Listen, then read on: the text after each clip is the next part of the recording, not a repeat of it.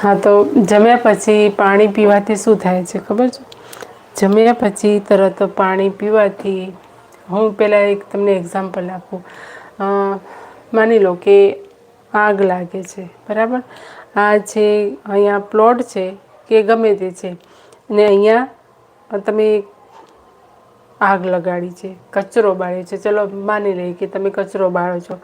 આગ લાગી રહી છે, કચરો બળે છે, કચરો બળે છે એટલે એકદમ ભડ આગ અહીંયા સુધી છે. આગ અહીંયા સુધી છે. પેલી ધીમી ધીમી હોય, પછી તો એકદમ આગનું સ્વરૂપ લઈ લે.